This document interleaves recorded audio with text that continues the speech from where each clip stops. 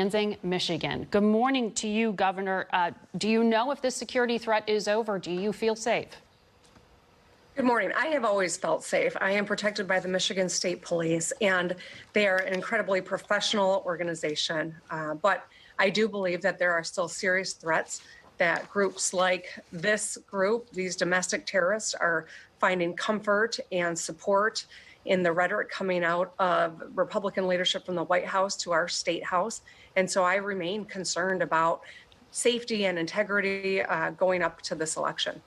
I want to get into integrity in a moment, but just to button this up. So 3 of the men that were arrested as co-conspirators and part of this plot were also involved back in the spring in April with storming the Michigan Capitol with guns at the time.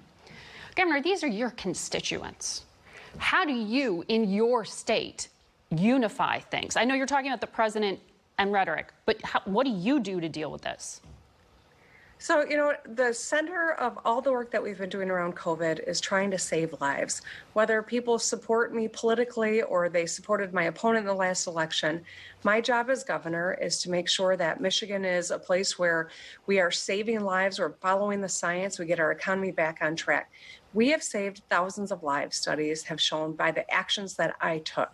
We also have re-engaged our economy. We're one of the 10 top economic resurgences in the nation because of that work. But you know that Michigan Supreme Court has just tried to limit the powers that you use to do some of these things like mask mandates. So now, in order to do further things, you have to work with Republicans. Clearly, there are some deep, deep divisions in your state.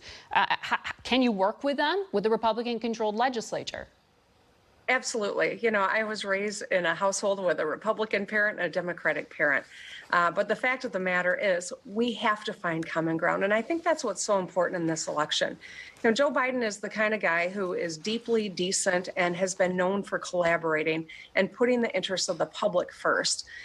Donald Trump has been incredibly divisive and downright dangerous, whether it's COVID or it is the rhetoric coming out of the White House. We have an important choice to make in the next few weeks.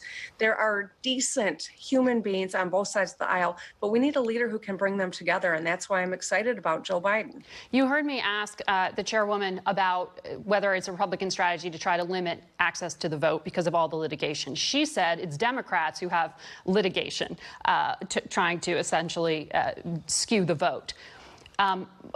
In your state, which is going to be so key, and votes are going to be closely watched, your Secretary of State has said they will not be able to report the results of the election November 3rd.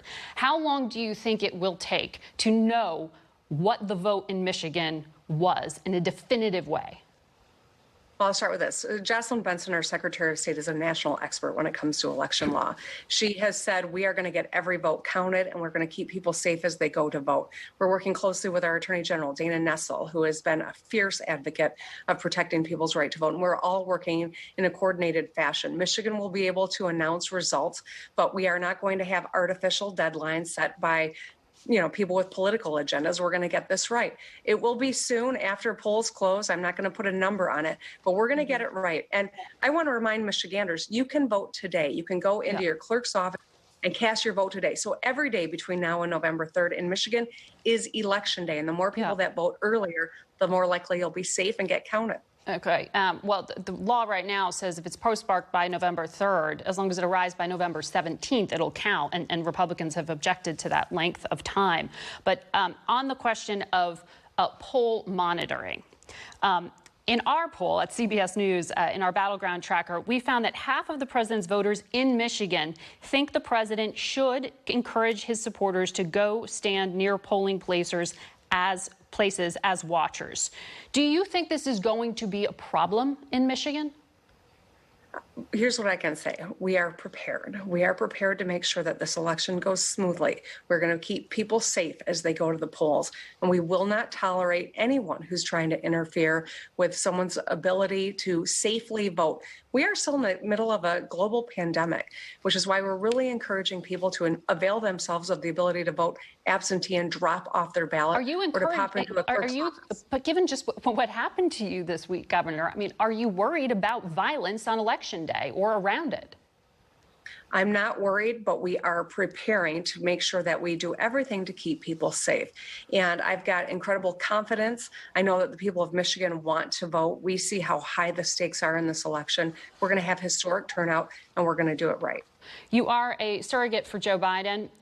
Yesterday at an event in Pennsylvania, he seemed to question the integrity of the vote. He said, the only way we lose this is by the chicanery going on relative to polling places. He later clarified, he said he'd accept the election results. But is the Biden campaign accusing the Trump campaign and the RNC of trying to intimidate voters? Is that what he's saying? Well, you know what?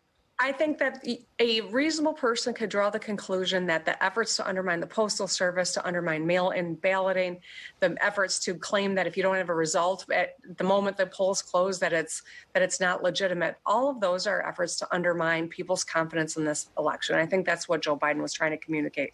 You know, sometimes we have to issue clarifications, but the fact of the matter is, every vote's going to get counted.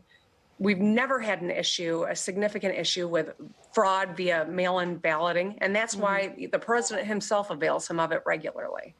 But to be clear, the integrity of the vote in Michigan is something that you stand by, and that is not something that Joe Biden is questioning. Is that what you're saying? Correct. Okay. Governor.